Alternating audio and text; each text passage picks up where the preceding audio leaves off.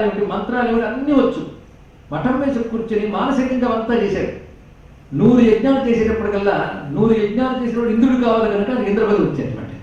మానసికంగా చేసిన జరిగింది చూశాను. ఇదేదో బాగుంది, ఇక్కడ పైసా ఖర్చు లేకుండా మొత్తం మానసంతో అన్ని పొంది వచ్చానమాట. అని కాదండి, మనస్సు సామాన్యమైనది కాదు, మనశ్శక్తి చాలా విశేషం. అందుకే మానసిక పూజా స్తోత్రాలను భగవత్పాదుల వారు ప్రత్యేకంగా ఇచ్చారు. బాహ్య పూజలు రాయలేదే, భావనాత్మక పూజలే వర్ణించారు, రాశారు. అలాగే బాహ్య పూజ వద్దలేదు.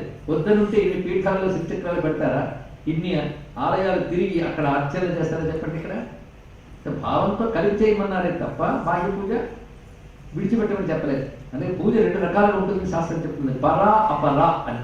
అపరా అంటే బాహ్యమైనటువంటి ఆరాధన అపరా పూజ అంటారు.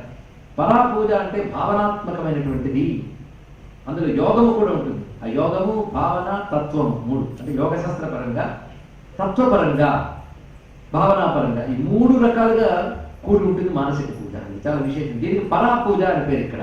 అంటే పరా పూజ చాలా శ్రేష్టం. పరా పూజకు వచ్చేటప్పటికల్లా వేదాంత విషయాలు వస్తాయి.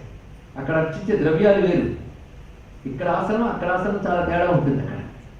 అక్కడ హృదయం ఆసనం అవుతుంది, చిన్న విషయం కాదు. మన ఉచ్ఛ్వాస నిశ్వాసలే అక్కడ ప్రధానంగా ఆరాధనలో వినియోగింపబడతాయి. ఇవి ప్రాక్టీస్ చేస్తే మాత్రం చాలా విశేషం అండి. దీన్ని రహోయాగ క్రమారాధ్యాన్ని మనం చదువుతాం. మహాయాగ క్రమారాధ్యం ఒకటి, రహోయాగ క్రమారాధ్యం ఒకటి. మహాయాగ క్రమం అంటే శివుడు చేసేటప్పుడు అమ్మవారు చిదగ్రపుడం నుంచి రావడం కోసం, అదంతా బాహ్య ప్రక్రియ. రహోయాగం అంటే రహస్యంగా చేసే యాగం.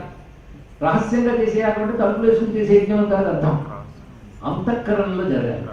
ఇది సామాన్యం కాదు. దీనికి గురు శిక్షణ అవసరం. లేదా మనంతరం ఊహించుకుంటూ భావించుకుంటూ చేయకుండా భావన కూడా శాస్త్రీయంగా ఉండాలి.